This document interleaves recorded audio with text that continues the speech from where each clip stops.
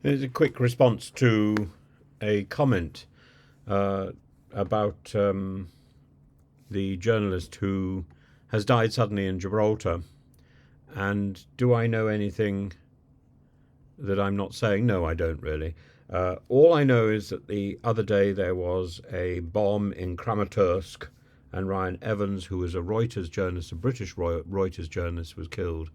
And there seems to be a targeting by Russia of journalists, um, whoever they may be, Brent Renard, Max, Levin, Mantas, Kvedravicius, who was a Lithuanian documentary filmmaker, uh, killed by the Russians. These could be accidental strikes, but the point is that you don't kill journalists and you don't kill medics, and the Russians indiscriminately killing civilians, journalists, medics, and it's shocking, and I think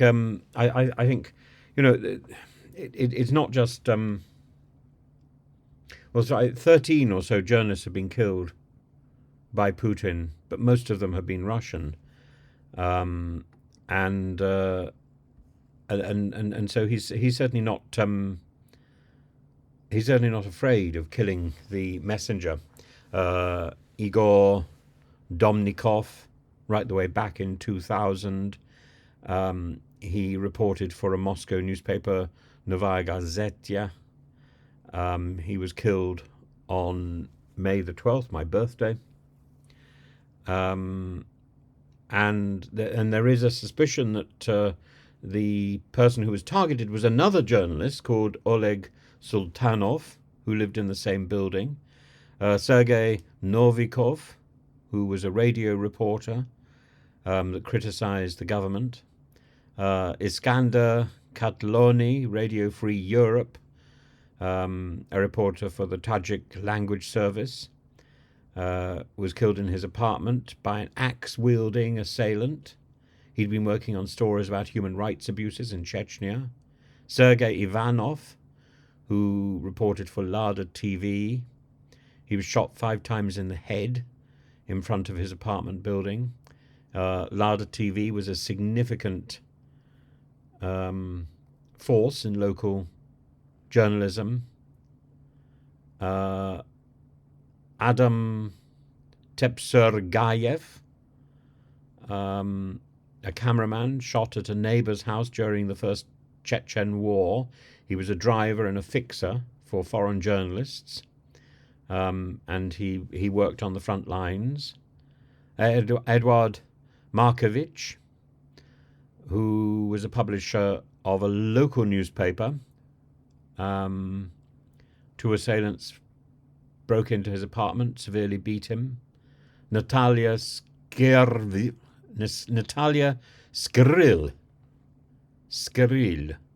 I think that's how you pronounce her name. And she was a business reporter in Rostov.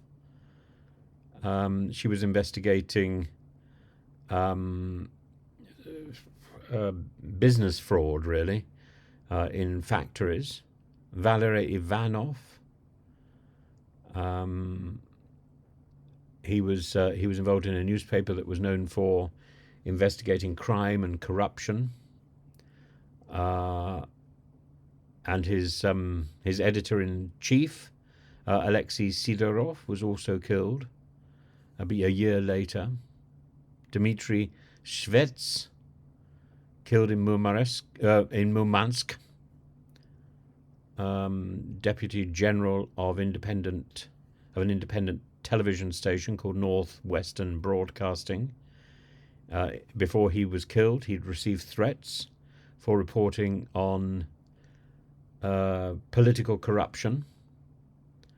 Paul Klebnikov, who wrote for Forbes magazine, and he was an American, but with a Russian background. He was killed by a gun from a passing car.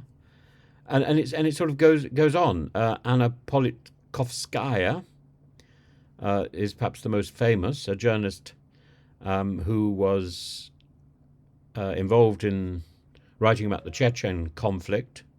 She was threatened, jailed, forced into exile, and poisoned during her career, and eventually assassinated on October the 7th, 2006.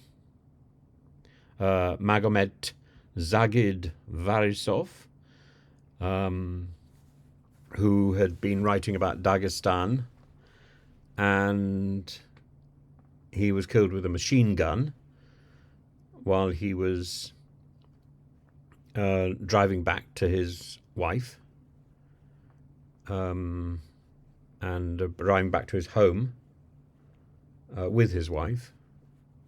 And so Putin has form in taking out journalists. But I think it's not impossible to speculate that he's moved from killing local journalists to killing foreign journalists. It's not impossible to speculate that, or if it's not Putin, then his little group that surrounds him and keeps his body fresh.